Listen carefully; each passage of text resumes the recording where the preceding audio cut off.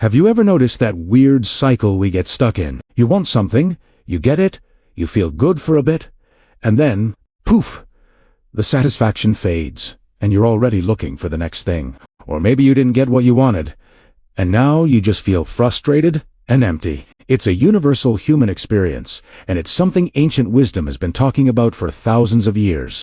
At the heart of this cycle is what the Buddha called the first noble truth.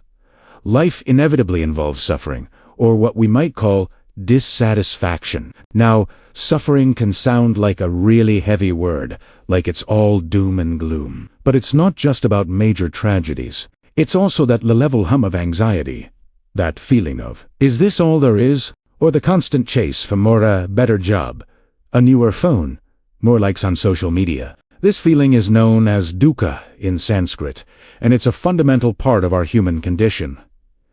So, where does this dissatisfaction come from? It's fueled by craving. In Buddhism, this is called tanha, which literally means thirst.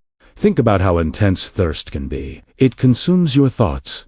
It drives your actions. That's exactly what craving does.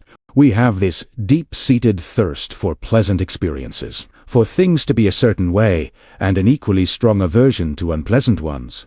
We crave that morning coffee, the validation from our boss, or the perfect relationship, and we desperately try to avoid criticism, discomfort, and failure. This constant push and pull, this wanting and not wanting, is the engine of our unease. When we get what we crave, we become attached to it. We worry about losing it, which creates anxiety. The pleasure we get is temporary, and when it fades, we're left wanting more, creating a new cycle of craving. It's like drinking salt water to quench your thirst. It seems like it's working for a moment, but it ultimately makes you even thirstier. And when we don't get what we crave, we experience frustration, disappointment, and even anger. We might blame ourselves, others, or the world.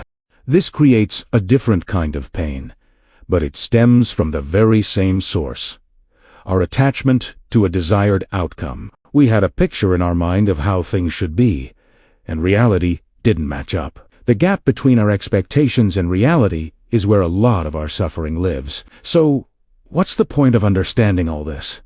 Is it just to feel bad about being human? Absolutely not.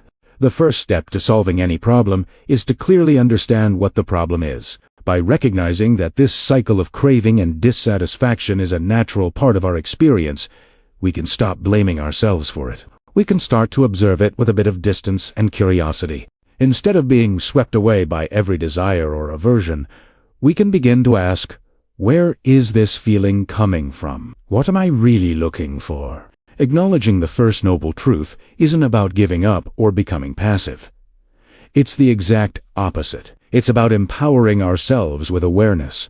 It's the starting point for a journey toward finding a more stable, lasting sense of peace and contentment that isn't dependent on getting the next thing we crave. It's about learning to be okay, right here, right now, even when things aren't perfect. Understanding this connection between craving and suffering is the first, crucial step toward breaking the cycle. It opens the door to a different way of living, one with less struggle and more freedom. Thanks so much for watching. If this resonated with you, hit that like button and subscribe for more insights on living a more mindful life. See you in the next one.